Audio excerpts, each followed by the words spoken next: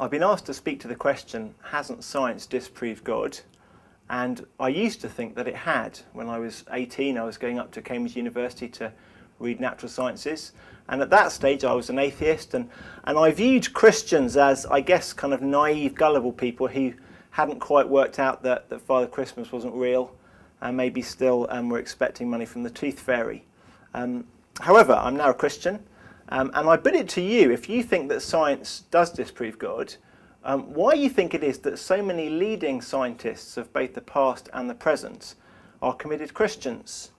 For example, people like Michael Faraday, who discovered electricity, or Isaac Newton, who discovered gravity, both of them devoted believers in God. Or in our own day, I discovered that the professor of geophysics in the University of Cambridge was a member of the local church in Cambridge.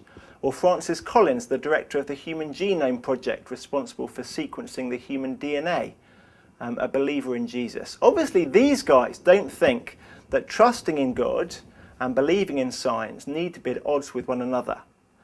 But of course, there is a conflict, and we see it in London on the side of buses with the atheist-sponsored "There's probably no God" slogans. Or we see it with Richard Dawkins' book, The God Delusion, or some of the skeptical interviews on the radio. I want to suggest that what's going on is not a conflict between science and Christianity, but rather the conflict between two different philosophies, two different views of the world. A conflict between the Christian worldview, the belief in a creator God, and the idea that matter and chance are all that there is, the worldview called naturalism. Now, Richard Dawkins and others like him subscribe to this naturalistic philosophy, and certainly it does conflict with Christianity. I want to ask, though, which one makes most sense of the facts? I've got three things to compare them. Firstly, the idea of design in the universe. Is it really true that everything that we see around us is just an accident? Sir Fred Hoyle, the astronomer, once said that the idea of random chance coming up with a universe like the one that we live in is a bit like saying that a whirlwind passed through a junkyard and built a 747. It just doesn't seem very accidental, the intricacies of the human body, the intricacies of the universe. Second comparison, what about human meaning and purpose? Is there any point to my life, or is it just random? Is there any point to right and wrong, or are they just different behaviours of atoms in the universe? I once said this to an atheist friend. I said, look, if what you say about the universe is correct, can you tell me why killing you would be any more wrong than cutting a grapefruit in half for breakfast? Grapefruit atoms, human atoms, much the same kind of thing. All I'd be doing in both cases would be just rearranging the atoms of the universe in a slightly different way. She thought about it for a moment. She said, well, my mother would be upset if you killed me. I said, well, what would be upset? Upset is just the increase of a particular chemical in the random collection of atoms that it's your mum's brain.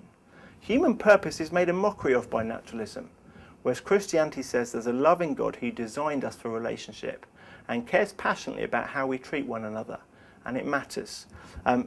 Design, purpose, and thirdly, what does it make of Jesus Christ?